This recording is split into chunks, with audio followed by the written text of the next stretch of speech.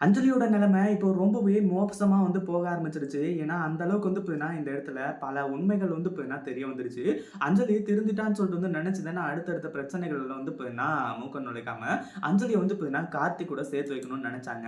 ஆனா, இந்த இடத்துல அஞ்சலி திருந்தவே இல்ல. அவ இன்னும் கேடு கெட்டத்தனமா தான் இருந்துட்டு இருக்கா. அவ இப்ப இல்ல ஜென்மத்துக்கும் திருந்தவே மாட்டா. அப்படின்னு சொல்லிட்டு இப்போ தெரிஞ்சு போச்சு. அதுக்கப்புறம் தான் இந்த மாரி விஷயங்கள்லாம் நடந்துட்டு இருக்கு. அதாவது இந்த இடத்துல இப்போ இந்த அஞ்சலி அடிச்சு ஜெயிலுக்கு அனுப்பிச்சுட்டு நேரா வீட்டுக்கு போறாங்க.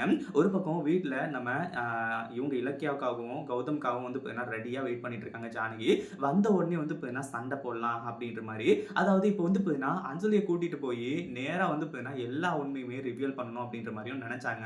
அந்த மாரியும் தான் இப்ப நடந்துட்டு இருக்கு. கௌதம் கிட்டயும், இலக்கியா கிட்டயும் இங்க பாரு நீ இதே மாரி 2 பேரும் பண்ணிட்டு இருந்தீங்க அப்படின்னா கண்டிப்பா நான் சும்மா விட மாட்டேன். கார்த்திக் கூட அஞ்சலிய சேர்த்து வைக்கவே கூடாது அப்படின்னு சொல்லிட்டு சொல்லி பயங்கரமான பிரச்சனை ஓடிட்டு இருக்கு. அப்படியே அந்த பிரச்சனை ஓடிட்டு இருக்க சமயத்துல என்ன ஆகுது அப்படின்னு பார்த்தீங்கன்னா, நம்ம இலக்கியா வந்துட்டு, "அத்தை கொஞ்ச நேரம் அமைதியா இருங்க. என்ன பண்றது, ஏது பண்றதுன்னு நான் சொல்றேன்." அப்படின்ற மாரி சொல்லிட்டு, அப்பவே பார்த்தீங்கன்னா போலீஸ்லாம் வர வச்சு அஞ்சலிய பார்த்தீங்கன்னா இப்ப புடிச்சு குடுக்குறாங்க.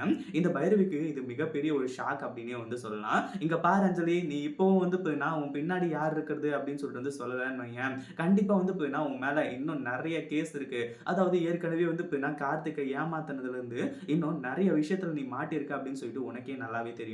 அப்படி இருக்கும்போது அந்த ஒரு விஷயத்த பத்திலாம் பார்த்தீங்கன்னா நான் வெளிய கொண்டு வரக்கூடாது. நார்மலா உன்ன பார்த்தீங்கன்னா ஜெயில்ல தள்ளி ஏதோ 6 மாசமோ, 1 வருஷமோ நீ ஜெயில்ல பார்த்தீங்கன்னா கழி தின்னுட்டு வர மாரி பண்ணணும் அப்படின்னா, நீ பார்த்தீங்கன்னா இப்படி பண்ணு. இல்ல அப்படின்னா நீ உன் பின்னாடி இருக்கிறவங்கள பத்தி சொல்லு. அப்பதான் பார்த்தீங்கன்னா, நான் அடுத்த ஆக்ஷன் எடுக்க முடியும். ஏன்னா, உன் பின்னாடி யார் இருக்காங்க? என்ன? ஏது? அப்படின்றது எல்லாமே எனக்கு தெரியும். அதனால பார்த்தீங்கன்னா, நீ கவலைப்படாத. நான் பார்த்தீங்கன்னா, இந்த ஒரு விஷயத்துல கண்டிப்பா பார்த்தீங்கன்னா, உனக்கு நான் சப்போர்ட் பண்றேன் அப்படின்ற மாரி சொல்லி தான் இந்த விஷயத்த எல்லாத்தையுமே சொல்றாங்க. அதே மாதிரி இப்ப என்னாச்சு அப்படின்னு பார்த்தீங்கன்னா, எல்லாமே பெர்ஃபெக்ட்டா போயிட்டு இருந்த சமயத்துல, இப்போ ஒரே ஒரு தவறான விஷயம் நடந்துச்சு இல்லையா? அதாவது நம்ம கௌதமும், இலக்கியாவும் ரொம்ப பார்த்தீங்கன்னா, இந்த அஞ்சலிய நம்புனது. அதாவது அவ திருந்திட்டா அப்படின்னு சொல்லிட்டு, இதுக்கு மேல அஞ்சலி உண்மையிலேயே திருந்திருந்தா கூட பார்த்தீங்கன்னா, கண்டிப்பா நம்பவே மாட்டாங்க. ஏன்னா, அந்த அளவுக்கு பார்த்தீங்கன்னா, இப்போ பல விஷயங்கள் நடந்துட்டு இருக்கு. அதே சமயம் இப்ப என்னாச்சு அப்படின்னு பார்த்தீங்கன்னா, இந்த இடத்துல எல்லாமே பெர்ஃபெக்ட்டா தான் போயிட்டு இருக்கு. ஒரு பக்கம் ஜானகிக்கும் பார்த்தீங்கன்னா, இப்ப தான் நம்பிக்கை வருது. இதுக்கு மேல பார்த்தீங்கன்னா, இலக்கியாவும், கௌதமும் இப்படி பண்ண மாட்டாங்க. அது மட்டும் இல்லாம ஏன் எந்த காரணத்தோட இது எல்லாத்தையுமே பண்ணாங்க அப்படின்ற மாரி சொல்லி, ஆனா இப்ப பார்த்தீங்கன்னா, நம்ம இலக்கியா ஏற்கனவே ஒரு விஷயத்துல வசமா மாட்டியிருக்காங்க. ஏன்னா, நம்ம ரேவதி ஃபோன் பண்ணி மிரட்டுனதுலருந்து எல்லாத்தையுமே பார்த்தீங்கன்னா, கொஞ்சம் அதாவது கொஞ்சத்துல கொஞ்சம் பார்த்தீங்கன்னா, எல்லாத்தையுமே மாட்டிக்கிட்டு தவிச்சுக்கிட்டு இருந்தாங்க.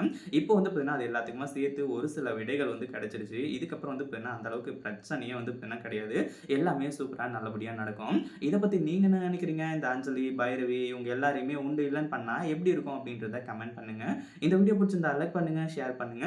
இப்ப தான் நம்ம சேனலுக்கு ஃபர்ஸ்ட் டைம் வரீங்க அப்படின்னா, கீழ இருக்க சப்ஸ்கிரைப் பட்டன பிரஸ் பண்ணிக்கோங்க.